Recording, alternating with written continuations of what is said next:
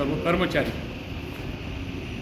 आपण रुग्णालय हे पहिलं तालुका रुग्णालय होतं, पण आपण सगळ्या कार्यकर्त्यांनी या ठिकाणी आणि ते भाड्याच्या ह्याच्या अशा परिस्थितीमध्ये आपण हॉस्पिटल उघडलं होतं. आज हे हॉस्पिटल उपजिल्हा रुग्णालय संबंध महाराष्ट्रामध्ये आपलं नाव काढतंय.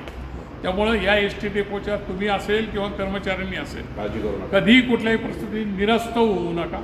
हा एस टी डेपो तुमचा महाराष्ट्रामध्ये कायम क्रमांक मिळवेल अशा पद्धतीचा या ठिकाणी हा डेपो असेल आणि आदर्श इथून सगळे घेऊन जातील अशा पद्धतीचं हे सांगतो. बाकी आमच्या कार्यकर्त्याला वेळोवेळी ज्या ज्या अडचणी सांगितल्या, कोविडमध्ये तर आम्ही सगळ्यांना एकमेकाला सगळे कार्यकर्ते मदत करत होतो ज्याला जशी जशी लागेल ते. पण मी तुम्हाला माहीत नसेल, एस टीचे लोकही अडचणीत होते. त्यांच्या एस ट्या बंद, पगार कसे मिळायचे ते गोष्ट वेगळी, आणि त्यांना सांगायचे काही करा धंदे आणा. तर एस टीचे लोक आले कुठं तर माझ्याकडे, अहो धंदा द्या इथे. म्हणजे एस टीला धंदा द्या म्हणजे काय? ते म्हटलं आमची सीटं काढून टाकली, आम्ही याला माल वाहतूक करून टाकतो. आम्ही तेही पाहिलं. शेवट या सगळ्या समाज उपयोगी संस्था आहेत. या एस टी डेपोला पुणे जिल्ह्यामध्ये सगळ्यात आधी पराग उद्योग समूहाने सुरुवात केली. आम्ही आमच्या सगळं पशुखाद्य जे असेल आणि भाग्यलक्ष्मीचं जे ॲग्री फर्टिलायझर आहे हे सगळं वाहतूक आम्ही एस टी डेपोला देऊन टाकले. रोज ते तिथे 10-10, 5-5 एस ट्या उभ्या राहायच्या आणि त्या दिवसांमध्ये त्या ड्रायव्हरांना काम केल्यासारखं, त्या गाड्यांना चालू झाल्यासारखं पराग कंपनीमधून जिथे महाराष्ट्रामध्ये ट्रान्सफर होत आहे असा व्यवसाय देण्याचा आम्ही एक त्यांना हे दाखवलं. उत्साह असतो आणि त्या याच्यातही ही सगळे इथले एस टीचे मॅनेजर, इथल्या एस टीचे आता नवीन सगळे झालेले कर्मचारी यांनी एवढं एकच लक्षात घ्यावं की या ठिकाणी आपल्याला हा डेपो खूप मोठ्या महाराष्ट्र लेवलचा डेपो लक्षात राहील अशा पद्धतीचा एक हब बनवायचा आहे. खूप मोठी सुरेख जागा आणि मोक्याची जागा, जिथे बाजूलाच आपण हॉस्पिटल नामदारांनी मंजूर केलेलं आहे, त्याचं कामही सुरू केलेलं आहे. तर एवढ्या या परिसरामध्ये बाजूला बायपास आणि हायवे आहे. अशा या ठिकाणी याच्या निमित्तानं पुन्हा एकदा मी शुभेच्छा देतो. आणि पूर्वाताई, तुम्ही दोन शब्द या ठिकाणी दिलात आम्हाला सगळ्याला आनंद, एक कॉन्फिडन्स येईल का नव्या गाड्या आणण्यासाठी, नव्या जोश आणण्यासाठी, नव्या इलेक्ट्रिक गाड्या आणण्यासाठी त्या ठिकाणी नामदार तर करतीलच, पण त्याच्या मागे पाठपुरावा करून तुम्ही लवकर आणून द्या एवढीच आपल्याकडनं अपेक्षा बाळगतो. काकांनी मला इथे बोलवल्याबद्दल त्यांचे आभार. खरं तर ते किती दानशूर आहे हे आपण बऱ्याच वर्षांपासून बघतोय. त्यांच्या फाउंडेशनच्या मार्फत वेगवेगळे प्रकल्प इकडे राबले जातात आणि एकदम एक वेगळा हा आजचा कार्यक्रम आहे. कारण माझ्या तर लक्षातही राहिलं नाही की आपण एस टीच्या ऑफिसेससाठी कम्प्युटर्स डोनेट करू शकतो. म्हणजे आपल्याकडे करण्यासारखं खरं बघितलं तर इतकं काही काम आहे. इतके सगळे घटक आहेत आपल्या समाजातले आणि आपल्या प्रशासनाचे सुद्धा, ज्यांना मदतीची गरज आहे. आणि नक्कीच हे 4 कम्प्युटर जे आज इथे डोनेट केले गेले आहेत त्यांनी नक्कीच प्रशासनाचं पण काम जरा सोपं होईल. सर म्हणाले तसं तुम्ही ज्या पण तुमच्या अडचणी इथे मांडल्या नक्कीच ते आम्ही साहेबांपर्यंतही पोचवू. पण त्याच्याशिवाय गेले काही वर्षांपासून एस टी कर्मचाऱ्यांना जी त्रास होतो आहे अख्ख्या राष्ट्रात आपण अख्ख्या राज्यात बघितला आहे. आणि तो असा एक प्रॉब्लेम आहे जो आजही नीट सॉल्व्ह झाला नाही. इतकी लोक आपल्याकडे आशेने बघत आहेत की त्यांचा हा एवढा मोठा जो प्रॉब्लेम आला आहे एस टी कर्मचाऱ्यांचा, त्याच्यावरती कोणाचा तरी काहीतरी मार्ग काढला पाहिजे. आणि प्रशासनाने प्रयत्न केला आहे, सरकारने प्रयत्न केला आहे, तरीही तो पुरेसा झाला नाही आहे. आणि हे जे लोक आहेत ते आपले इसेन्शियल वर्कर्स आहेत. आपण कोविड काळात तर पाहिलं की इसेन्शियल सर्व्हिसेसच्या शिवाय आपलं आयुष्य किती कठीण होतं. आणि यांच्या मागण्या त्यांच्या जागी एकदमच बरोबर आहेत आणि त्या पूर्ण करायसाठी अजून सरकारने मेहनत केली हवी. आणि यांचा जो प्रश्न आहे ते खूप गेले 2-4 वर्षापासून संघर्ष करत आहेत आणि त्याच्यासाठी त्यांना लवकरात लवकर त्यांना न्याय मिळाला पाहिजे. तर त्याबद्दलही आम्ही आदरणीय वळसे पाटील साहेबांकडे आपली सगळ्यांचीच बाजू मांडली. आणि गेल्या काही टायमापासून सगळेच देवेंद्र शेठ असतील आणि सगळेच जण याबद्दल सातत्याने बोलत राहिले आहेत. दुसरा विषय आला EVचा, इलेक्ट्रिक व्हेकल्सचा. आता येत्या काळात तुम्ही बघाल आपल्या पेट्रोल डिझेलच्या गाड्या काही वर्षांनी 15-20 वर्षांनी कदाचित नसतीलही. ज्या गतीने EVचा वापर केला जात आहे जगभरात, शहरांमध्ये तर आता दर दुसरी तिसरी गाडी EV असते.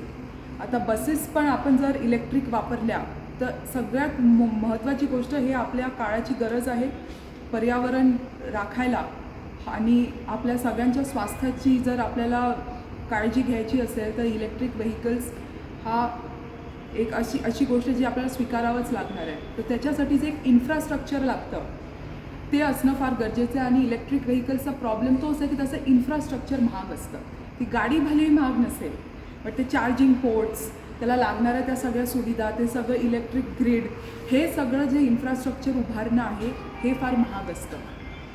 तरीही AI असेल त्याच्या मदतीने या सगळ्या गोष्टी यांची किंमतमध्ये पण आपण जरा त्याला कमी आणू शकतो. तर त्याच्यातही बऱ्याच टेक्निकल गोष्टी आहेत ज्याच्याने हे सगळे सुविधा कमी किमतीत लोकांपर्यंत आपण पोहोचवू शकतो.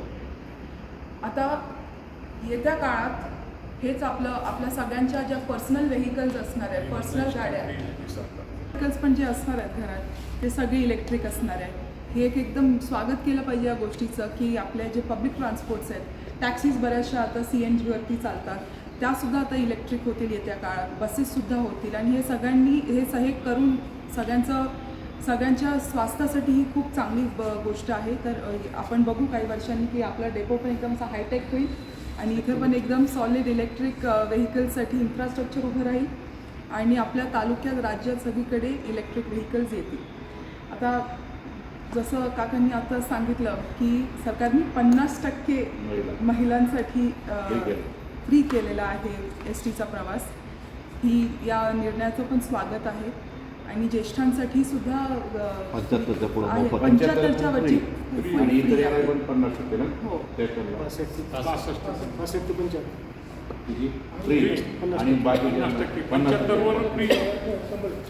स्टुडंटसाठी पण मला वाटतं सबसिडाइज्ड आहे. आपल्या तालुक्यात स्पेशली या गोष्टीची आपल्याला जरा दखल घ्यायला लागेल कारण आपला जो वरचा परिसर आहे, काही दिवसांपहिले आम्ही तिथे दौऱ्यावर होतो, तिकडचे जे युवक आणि युवती किंवा काही महिला पण होत्या त्यांची खंत हीच होती की आमच्या गावांपर्यंत बसेस येत नाही, आम्हाला बरंच चालावं लागतं आणि कनेक्टिव्हिटीचा तो एक इश्यू आहे.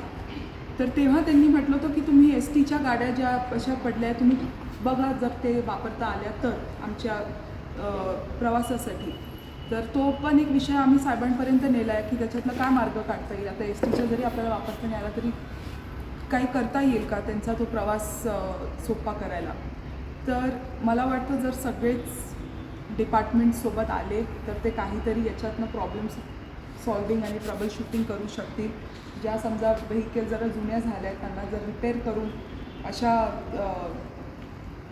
छोट्या जे रिमोट गाव आहेत, जे वाड्या वस्त्या आहेत, जे डोंगरांवर आपल्याकडे तर असले भाग खूप आहे आपल्या तालुक्यात, त्यांच्या वापरसाठी जर आपल्याला ते देता आले तर ते पण एक बघण्यासाठी बघायला लागेल की ते आपल्याला करता येईल की नाही. काही गोष्टी आहेत जे या डिपार्टमेंटमध्ये पण आपण करू शकतो थोडंसं लक्ष घालून आणि सगळ्यांचं जर सहकार्य भेटलं तर खूप सगळे आपले प्रॉब्लेम्स आहेत ज्याला आपण काही ना काही तोड त्याला काढू शकतो. आणि याच्यात आमच्या सगळ्यांचंच तुम्हाला सहकार्य नक्कीच असणार आहे.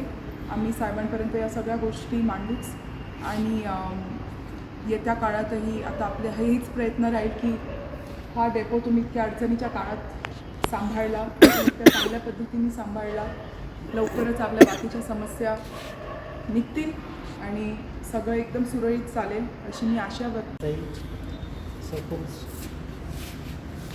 तांबेमळा उपस्थित, तांबेमळाचे ग्रामस्थ उपस्थित सर्व बंधू, हा मंचरागार सुरुवात व्हावा याची सुरुवात 2011ला झाली. जवळपास एक तप 12 वर्षाचा एक तप लोटला आणि त्याच्यानंतर याला पूर्णत्व यायला एवढा वेळ लागला जवळपास. आता ज्या परिस्थितीमध्ये आपण याची सुरुवात केली तिथं खूपच अडचणी आहेत. आता तुम्ही सर्वांनी पाहिले इथं खाली डांबरीकरण किंवा कॉन्क्रिटीकरण नाही, गाड्याची परिस्थिती आता साहेबांनी सांगितलेलीच आहे. त्यांनी सांगितले 2000 गाड्या नाही तर आपण 5150 गाड्या महाराष्ट्रात सगळ्यात मोठी झाली 5150. त्याच्यापैकी पहिला लॉट जो आहे तो वेगवेगळ्या डिव्हिजनला आपल्या इथूनच सप्लाय झाला. जे आपली दापोलीला आपली जी मध्यवर्ती कार्यशाळा आहे तिथं त्याची बांधणी होती आणि सगळ्या बांधणी करून आपण इथं नाशिक, नगर, सांगली, कोल्हापूर, सोलापूर इकडे सर्व दिल्या. सगळ्यात जास्त गाड्या जवळपास 250 गाड्या सांगलीला मिळाल्या. परंतु आपलं एक डिव्हिजन असं राहिलं पुणे डिव्हिजन की आपल्याला आपल्या एका डेपोलाच नाही तर कोणत्याही डेपोला गाडी मिळाली नाही. त्याचा ज्या लोकांसोबत ते कॉन्ट्रॅक्ट झालं होतं ते कॉन्ट्रॅक्टर एवढ्या सगळ्याला पुरवठा केल्यानंतर थकून गेला आणि ते मला आता थोडी रेस्ट पाहिजे. त्याच्यामुळं मध्ये जो गॅप पडला त्याच्यामुळं इथं गाड्या मिळाल्या नाहीत. जर आपण थोडं इनिशिएटिव्ह घेतला तर आपल्यालाही गाड्या मिळतील आणि या डिव्हिजनला पण मिळतील. इथं नवीन 30 गाड्या याच्या इलेक्ट्रिक व्हेकल येणार आहेत. त्या आपल्या डेपोसाठी अलॉटमेंट त्याचं प्रपोजल वगैरे केलेलं आहे. तुम्ही जास्त थोडं जर जे आता ढकल स्टार्ट म्हणलं सर का तुम्ही थोडा धक्का दिला तर त्या गाड्या आपल्याला लवकरच उपलब्ध होतील. डेपो झाला याला महत्त्व नाही, हे टिकला पाहिजे आणि टिकण्यासाठी तो डेपो फायद्यात असला पाहिजे. फायद्यात जर नसेल, जर तोट्यात असेल तर त्याच्याकडे दुर्लक्ष होतं. त्याला मिळणारी साधनसामुग्री चांगली मिळत नाही किंवा कर्मचारी जर आपल्याला पुरेसा उपलब्ध होत नाही. त्यासाठी हे फायद्यात असणं गरजेचं आहे आणि फायद्यात असण्यासाठी आपल्याला लॉंग रूट जसे आपल्या इथून नाशिक, घृष्णेश्वर, पंढरपूर, कोल्हापूर या ठिकाणी आपल्याला गाड्या चालू कराव्या लागणार आहेत. आणि आपल्याला सुदैवाने इथं आपलं जो 12 ज्योतिर्लिंगापैकी एक भीमाशंकर आहे आणि तिथून आपल्याला जर वेगवेगळ्या ठिकाणी परळीसारखे ज्योतिर्लिंग आहे किंवा घृष्णेश्वर आहे या ठिकाणी आपण जर जोडलो तर आणखीन त्याच्यामध्ये एक वेगळं आपलं चित्र तयार होईल. आणि हे करण्यासाठी आपल्याला ज्या इलेक्ट्रिक व्हेकल किंवा नवीन दुसऱ्या बसेस मिळाल्या तरच आपण ते करू शकणार आहे. मी आत्ताच भाऊसाहेबासोबत बोलत असताना सांगितलं की ज्या आत्ता गाड्या दिलेल्या आहेत त्या मुक्कामी चालतात, म्हणजे इथल्या जवळच्या सगळ्या फेऱ्या करतात आणि त्या करण्यासाठी एक ड्रायव्हर कंडक्टर एक जोडी आपल्याला फक्त 150 ते 250 किलोमीटर त्याच्याकडून करून घेता येते. त्यामुळं त्याचा जो खर्च आहे प्रति किलोमीटर राहणारा तो खर्च जास्त असतो. आपण जर लॉंग रूट वापरले तर 400-500 किलोमीटर एक गाडी करून आणते आणि ते आपण जे इन्व्हेस्टमेंट केलेलं आहे त्याच्यामध्ये मिळणारं जे उत्पन्न आहे त्या तेवढ्याच इन्व्हेस्टमेंटमध्ये जास्त मिळतो. म्हणून आपल्याला लॉंग रूटच्या गाड्या चालू करणं गरजेचं आहे. आणि हे सगळं करण्यासाठी आता जे सन्मान्य आहेत त्यांना इथली अडचणी माहीत आहेत. जसं कर्मचाऱ्याची कमतरता आहे किंवा फर्निचरचा प्रॉब्लेम आहे, बाकी जो इतर सुविधा आहेत त्या पण मी सगळ्या आपल्याला विषित केलेल्याच आहेत. हे हळूहळू दूर होतील. त्याचा आता सुरुवात झाली. आज आपल्याला संगणक मिळाले म्हणजे आज सगळं संगणकीकरणाकडे आहे आणि आपण हातानं पत्रव्यवहार लिहितो, याला वेळ लागणार आहे. याच्यात काही वाढ व्हावी, याच्यात सुधारणा व्हावी म्हणून देवेंद्र शेठनी बरंचसं सहकार्य केलं. बराच आमचा त्यांच्याशी पाठपुरावा होता. रोज त्यांना ते म्हणजे नाही जरी बोलणं झालं तर तुम्ही मेसेज करत जा. त्याप्रमाणे मी त्यांना रोज मेसेज करत राहिलो. ते नुसतं नाव बघितलं तरी काय मेसेज आहे समजत असतील आता बघा. असं काय होणार या दृष्टिकोनातून आपलं एक पाऊल पुढे झालेलं आहे. आपण असंच यापुढे आपण सहकार्य करावं आणि काय पाठपुरावा जर आपण केला पुरवाताई तर इथं गाड्या मिळतील आणि हा डेपो कायमस्वरूपी टिकून राहील ही मी ग्वाही देतो आणि माझे 2 शब्द संपवतो. जय हिंद.